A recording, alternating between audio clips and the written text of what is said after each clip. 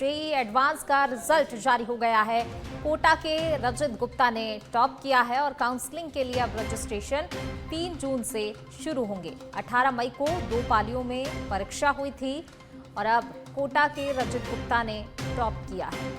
Counselling के लिए registration 3 जून से शुरू हो जाएंगे।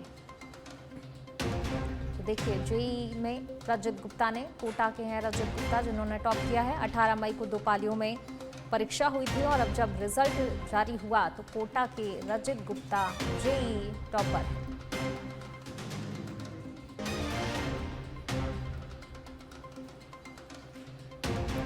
काउंसलिंग के लिए रजिस्ट्रेशन 3 जून से यानी कि कल से शुरू हो जाएंगे और जैसे ही परिणाम जारी हुआ, कोटा के रजत गुप्ता ने टॉप किया है। रजत गुप्ता का नाम सामने आया कि वो जेईई एडवांस का रिजल्ट जब जारी हुआ तो उनका नाम सामने आया। रजत गुप्ता कोटा के हैं जिन्होंने टॉप किया है जेईई एडवांस। इसकी परीक्षा 18 मई को हुई थी, 2 पालियों में ये परीक्षा हुई थी और अब जब रिजल्ट जारी हुआ, रजत गुप्ता ने टॉप किया है और इसके लिए अब काउंसलिंग होगी। तो काउंसलिंग के लिए रजिस्ट्रेशन 3 जून से यानी कि कल से शुरू हो जाएंगे। तो जेईई एडवांस का रिजल्ट जारी किया गया है। चलिए बढ़ेंगे आगे। प्रदेश में पीसीसी चीफ गोविंद सिंह डोटासरा के बयान पर एक बार फिर सियासत गरमाई हुई है। बीजेपी के प्रदेश अध्यक्ष मदन राठौर ने कांग्रेस नेताओं की बयानबाजी पर करारा पलटवार करते हुए कहा कि कांग्रेस के पास कोई ठोस विषय नहीं बचा है, जिसके चलते वे अनर्गल और भ्रामक बयानों से जनता को गुमराह करने का प्रयास कर रहे हैं। राठौर ने आगे कहा कि कांग्रेस अपनी आंतरिक कलह को छिपाने के लिए बीजेपी पर झूठे और बेबुनियाद आरोप लगा रही है। अपना अंतर्कलह संभाल ले, हमारे यहाँ कोई अंतर्कलह नहीं है। वो पता नहीं कहाँ से कोई विषय लाते हैं, कोई विषय जो है ही नहीं और फालतू की बातें करते हैं। हमारे यहाँ अंतर्कलह ढूंढ रहे हैं। अरे अपना घर तो संभाल लो कि आपस में एक दूसरे को लड़ रहे हो। सीताराम जूली जी को नीचा दिखाना चाहते हैं और अपने डोटासरा जी, और डोटासरा जी को नीचा दिखाना चाहते हैं जूली साहब। अब डोटासरा जी सदन में कैसी अमर्यादित उन्होंने व्यवहार किया और अभी तक वो विधानसभा के अंदर जा नहीं पाए शर्म के मारे। पहले अपना घर संभाले, उसके बाद दूसरों पे बात करें। हमारे यहाँ सब कुछ व्यवस्थित है, सब कुछ ढंग से काम हो रहा है, विकास हो रहे हैं क्षेत्र में और हमारा नेतृत्व भी प्रशंसा कर रहा है। सब कुछ व्यवस्थित है, हमारे कहीं गड़बड़ नहीं है। अच्छा, टीकाराम जूली और डोटासरा कह रहे हैं कि बीजेपी में सरकार में हमारी ज्यादा चल रही है बाकी नेताओं से और मंत्रियों से। अब उनकी ज्यादा चल रही है तो उनको तो खुश होना चाहिए ना। तब तो ये बोलो हमारा कितना पारदर्शिता सब तरीके से सही तरीके से हमारी सत्ता है। देखिए हमारे यहाँ ऐसा नहीं है। हम व्यवस्थित रूप से विकास के काम होने चाहिए। केवल मेरे कहने से ही नहीं होने चाहिए, सबके कहने से भी होना चाहिए। अच्छा काम है तो सब काम करें। ये हमारे अधिकारियों को हमने बिल्कुल व्यवस्थित रूप से छूट दे रखी है कि अच्छे काम हो, जनहित के काम हो, करें। इसके लिए तो उनको धन्यवाद देना चाहिए। श्री गंगानगर के पदमपुर में पेयजल की समस्याओं को लेकर बिंझवाला उप तहसील के बाहर कल ग्रामीणों का धरना प्रदर्शन है। 5 सूत्रीय मांगों को लेकर कल ग्रामीण प्रदर्शन करेंगे, जिसमें पेयजल आपूर्ति, रिक्त जेईएन की नियुक्ति जैसी कई मांगे शामिल हैं। मुफ्त तहसील के ऊपर एक धरना लगाने जा रहे हैं। इस धरने की 4 मुख्य मांगे होंगी, जिसके अंदर जो हमारे वाटर वर्क्स की टैंकी लंबे समय से टूटी हुई है, ये टैंकी नहीं होने की वजह से आज पानी की सप्लाई मोटरों से हो रही है और मोटरों से सप्लाई को पूरा किया नहीं जा सकता। इसलिए ये वाटर वर्क्स की टैंकी जल्द से जल्द बने, पहली मांग। दूसरी मांग हमारी है कि बिजली की सप्लाई के साथ इस पानी का कनेक्शन है, इसलिए हम चाहते हैं कि पानी की सप्लाई के लिए जो बिजली है एक एक्स्ट्रा डीपी लगा के, एक्स्ट्रा तार दे के इसमें 24 घंटे वाटर वर्क्स के अंदर बिजली रहनी चाहिए। ये जेईएन हेडक्वार्टर है, जेईएन हेडक्वार्टर के ऊपर कम से कम जेईएन 24 घंटे यहाँ रहना चाहिए। अगर किसी जेईएन के पास चार्ज है तो कम से कम हफ्ता नहीं तो कम से कम वो 3 दिन डिसाइड करे कि यहाँ वो रहेगा, ताकि हम ग्रामीणों की समस्या। चलिए बढ़ेंगे आगे। डीके वाणिज्यिक कर विभाग में भ्रष्टाचार नहीं रुक रहा है। जी हां, विभाग के अधिकारी देवेंद्र शर्मा पर 3 लाख रुपए रिश्वत लेने के आरोप लगे हैं। पीड़ित गिरिराज ने 50 रुपए के स्टाम्प पर शपथ पत्र मुख्य सचिव को पेश कर आरोप लगाए हैं। अधिकारी देवेंद्र शर्मा ने कॉल कर 3 लाख रुपए की खुलेआम रिश्वत मांगी है और रिश्वत नहीं देने पर फर्म को फ्रॉड घोषित करने की धमकी भी दी।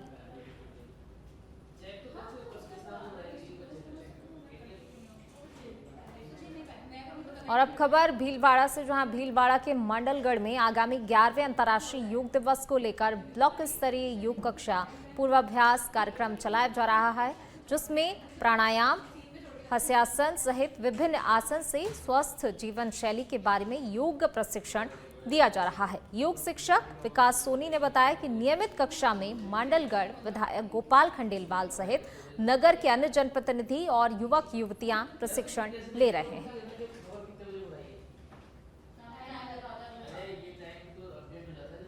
आज योग करो निरोग रहो, हमारे देश के यशस्वी प्रधानमंत्री नरेंद्र भाई मोदी जी के जो संकल्प लिया है कि पूरा भारत योग करेगा और निरोग रहेगा, उसी के तहत आज हमारे मंडलगढ़ में सभी महिला और पुरुषों ने मिलकर ये योग किया। मैं आपको बताना चाहता हूँ, हमारे मंडलगढ़ में 21 जून को जो योग दिवस मनाने जा रहे हैं, उसकी रिहर्सल के लिए हमारे गांव-गांव में ये योग क्लासेस शुरू हुई है। मैं सबको बधाई देता हूं। और योग एक ऐसा काम है, योग करने से हर आदमी के। चलिए इसी बीच रुक करेंगे अगली खबर का। झालावाड़ के खानपुर से बड़ी खबर आपको बता रहे हैं। भाजपा नेता पर अज्ञात हमलावरों ने धारदार हथियारों से हमला किया है।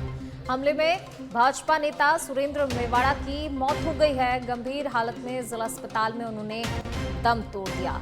अल करीब बालाजी मंदिर जाते समय अज्ञात हमलावरों ने धारदार हथियारों से हमला किया था। सूचना पर मंडावर थाना पुलिस सहित अतिरिक्त जाब्ता जिला अस्पताल में तैनात किया गया है। तो बड़ी खबर आपको बता रहे हैं।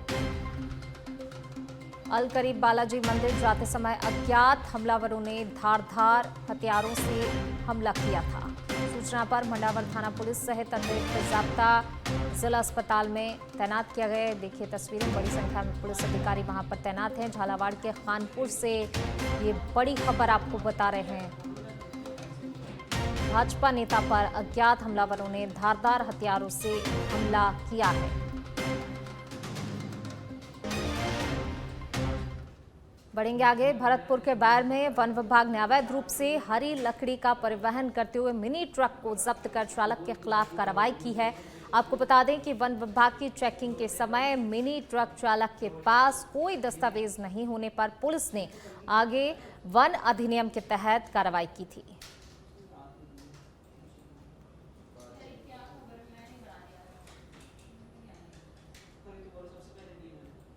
सिरोही में रेवदर के असावा गांव में चोरी की वारदात सामने आई। अज्ञात चोरों ने घर का ताला तोड़कर इस वारदात को अंजाम दिया। वहीं अनाद्रा में भी चोरों ने 2 घरों के ताले तोड़ने का प्रयास किया है, लेकिन आसपास के लोगों के जागने पर चोर फरार हो गए। पुलिस ने मौके पर पहुंचकर अज्ञात चोरों की तलाश शुरू कर दी है।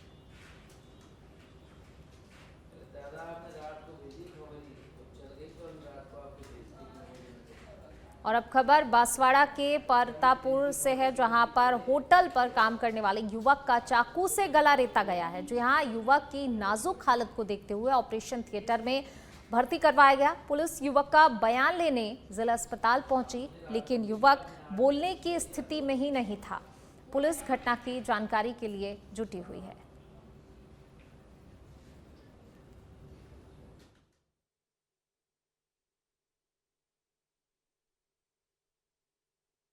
गढ़ी थाना क्षेत्र के अंदर गढ़ी कस्बे में अर्ली मॉर्निंग करीब 6-7 बजे के आसपास एक नेपाली व्यक्ति जो यहाँ पर करीब 1.5-2 साल से रह रहा है और एक छोटा सा रेस्टोरेंट जो है भाड़े पे लेके चलाता था, किसी ने धारदार हथियार से उसे गले पे वार किया। डीप वुंड है जो जेर इलाज चल रहा है और पुलिस इसमें अनुसंधान करके प्रयासरत है कि मुलजिम का पता लगे। अच्छा, हालत गंभीर है सर?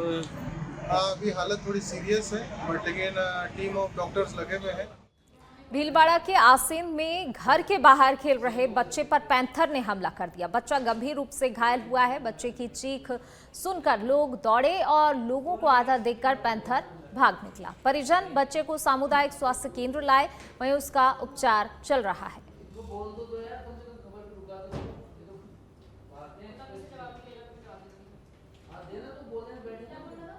भीलवाड़ा के आसीन से ये खबर आपको बता रहे हैं, जहां पर एक बच्चे पर पैंथर ने हमला कर दिया। हालांकि बच्चे की चीख सुनकर आसपास के लोग वहां पर पहुंचे और लोगों को देखकर, ग्रामीणों को देखकर पैंथर भाग गया, लेकिन बच्चे को अस्पताल में भर्ती करा दिया गया है, जहां पर उसका उपचार जारी है। गंभीर रूप से बच्चा घायल हो गया है। पैंथर ने बच्चे पर हमला किया। लोगों को आता देखकर पैंथर वहां से भाग निकला, लेकिन तब तक बच्चा जो है गंभीर रूप से घायल हो चुका था। बच्चे को फिलहाल हॉस्पिटल में एडमिट कराया गया है, जहां पर उसका उपचार जारी है।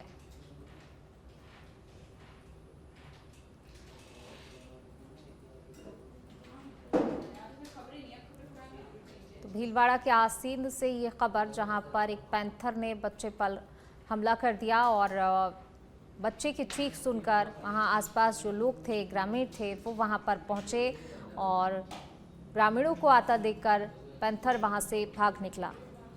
बच्चा गंभीर रूप से घायल हुआ है, जिसे परिजनों ने हॉस्पिटल पहुंचाया, जहां पर उसका इलाज जारी है।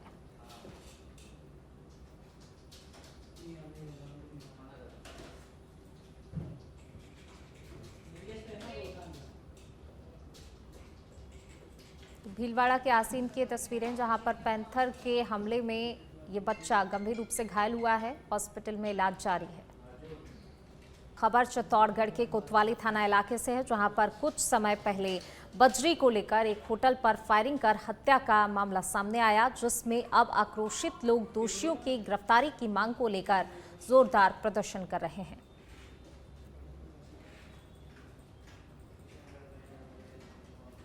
बढ़ेंगे आगे। डिडवाना के लांढनू में रेलवे फाटक पर जलभराव की समस्या लाइलाज होती नजर आ रही है। डॉक्टर SR घुर्राय स्टेडियम के पास रेलवे फाटक के सामने हल्की सी बारिश में पानी इकट्ठा हो जाने से लोग काफी परेशान हैं। वहीं दूसरी तरफ उस पानी को खाली करने के लिए जाने वाले सफाई कर्मियों और रेलवे के GRP के मध्य भी आपसी अनबन की बात सामने आ रही है। फाटक नंबर 33 जहां रेलवे अंडरपास बना रही है, जो कि यहां पे अभी प्रेजेंट स्थिति में इतना पानी का भराव है। मेन रोड पे अंडरपास बनेगा तो यहाँ कैसी स्थिति रहेगी। और फाटक की दूसरी तरफ सरकारी कार्यालय है, जहाँ लोगों का आवागमन बना रहता है। अगर ऐसी स्थिति रहेगी तो लोगों का आना जाना कैसे होगा। हम ये चाह रहे हैं कि ये अंडरपास फाटक नंबर 33 की बजाय स्काउट कुटीर के पास बनाया जाए, जिससे लोगों को तकलीफ ना हो। अभी यहाँ की स्थिति कैसी है। चलिए बढ़ेंगे आगे। ब्यावर के उपखंड अधिकारी और नगर परिषद के आयुक्त दिव्यांश सिंह के नेतृत्व में व्यापक नाला सफाई की कार्य योजना शुरू की गई है। उन्होंने जहां शहर के विभिन्न क्षेत्रों में जलभराव की स्थिति पैदा होती है, उन्हें देखा और उसके लिए कार्य योजना तैयार की गई है। आयुक्त दिव्यांश ने बताया कि नगर परिषद के जरिए विशेष नाला सफाई अभियान चलाकर क्षेत्र में साफ कराना मुख्य उद्देश्य है। तो नगर परिषद आयुक्त ने समस्याओं को जाना और यहां पर सफाई के निर्देश भी उनकी तरफ से दिए गए हैं।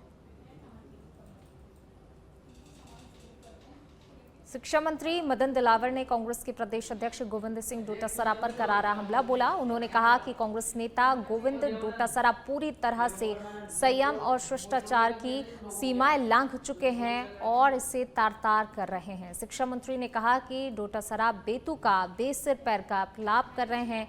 ये उनकी बौखलाहट है और उनकी भाषा में घमंड भरा हुआ है। के प्रदेश अध्यक्ष गोविंद सिंह डोटासरा जी अनर्गल प्रलाप कर रहे हैं, क्योंकि उनकी भाषा में घमंड भरा हुआ है, बौखलाहट भरी हुई है और लोकतंत्र की मर्यादा को ये स्वयं तार-तार कर रहे हैं। और वो कह रहे हैं कि राजस्थान में किसकी चलती किसकी नहीं चलती, इस प्रकार का प्रचार कर रहे हैं, इस प्रकार की बात कर रहे हैं। लेकिन राजस्थान सरकार जो भजन लाल जी शर्मा की सरकार है, इसमें राजस्थान की जनता की चलती है और राजस्थान की जनता के विकास के लिए काम करते हैं। राजस्थान की जनता के हर व्यक्ति के चेहरे पर मुस्कान हो, इसलिए भारतीय जनता पार्टी के मुख्यमंत्री भजन लाल जी शर्मा काम कर रहे हैं और इसलिए बौखलाहट है लोगों की, बौखलाहट। चलिए इसी बीच रुक करेंगे अगली खबर का। जयपुर के शाहपुरा से खबर आपको बता रहे हैं। रोडवेज बस चालक पर छात्रों ने दुर्व्यवहार करने का आरोप लगाया। देर रात परीक्षा देकर ये छात्र वापस लौट रहे थे, इनके साथ ये घटना हुई। बीएसटीसी की परीक्षा देकर ये छात्र वापस लौट रहे थे और छात्रों को बीच रास्ते में ही उतार दिया गया। अभ्यर्थी देर रात बस के इंतजार में परेशान होते नजर आए। परीक्षार्थियों ने देर रात ही विधायक मनीष यादव को इसकी जानकारी दी। विधायक ने रोडवेज के अधिकारियों से बातचीत की और परीक्षार्थियों को बस में बैठाया। आज हमारी बीएसटीसी एग्जाम थी, हम कानपुर रुक रहे थे, बस वाले ने हमारे साथ इन्होंने हरकत की। बस वाले ने कंडक्टर ने तो उन्होंने पुलिस को बुलाया। पुलिस वाले ने आकर हमारे साथ जबरदस्ती दे वाली की बात करने लगी। तो सुबह शाम 6 बजे से रुक रहे थे वहाँ। शाम 6 बजे 11:30 बजे अब हमारे बस मिली है, जो भी मनीष यादव साहब विधानसभा के विधायक साहब ने हमारे। छत्तीसगढ़ के बिलासपुर के गणेश नगर हनुमान मंदिर में श्रीमद् भागवत कथा, ज्ञान यज्ञ और 11 कन्याओं का विवाह महोत्सव होगा। इस कार्यक्रम में बाबा बागेश्वर शामिल होंगे और उन्हें सुनने के लिए लोगों की भीड़ लगी है। बढ़ेंगे आगे। भरतपुर के बयाना में जाम में सबसे ज्यादा सहायक ऑटो और ई रिक्शा है। बयाना में ऑटो स्टैंड न होने के कारण इधर उधर हर चौक चौराहे पर ऑटो चालक मनमाने रूप से ऑटो खड़े कर सवारी को चढ़ाते और उतारते हैं। इसके अलावा शहर के सभी सड़कों के दोनों ओर दुकानदार अपनी दुकान सजाते हैं, तो वहीं इसके आगे 2 लाइन तक ठेला चालक स्थायी ठेले भी लगाते हुए नजर आते हैं।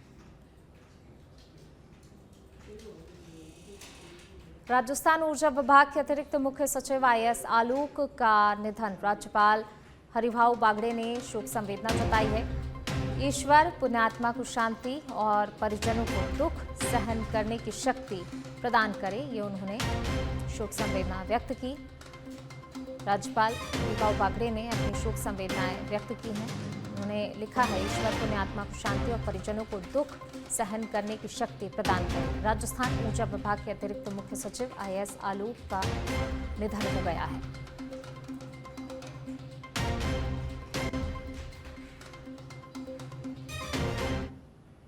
चलिए बढ़ेंगे आगे। जयपुर से बड़ी खबर आपको बता रहे हैं। मुलजिम को लेकर जा रहे पुलिस कर्मियों पर जानलेवा हमले का मामला सामने आया है। तो मुलजिम को लेकर जा रही थी पुलिस, इस दौरान पुलिस कर्मियों पर हमला करने का प्रयास किया गया। श्यामनगर थाना हेड कांस्टेबल शहजाद अली ने इसकी रिपोर्ट भी दर्ज करा दी है। विद्याधर नगर थाने में केस दर्ज हुआ है। पुलिस ने विजय कुमार और राहुल राय को गिरफ्तार किया है। मीनार मस्जिद के पास 15 नंबर बस स्टैंड की ये घटना बताई जा रही है, जहां पर पुलिस पर हमला करने का ये मामला सामने आया है। पुलिस ने हालांकि विजय कुमार और राहुल राय दोनों आरोपियों को गिरफ्तार किया है।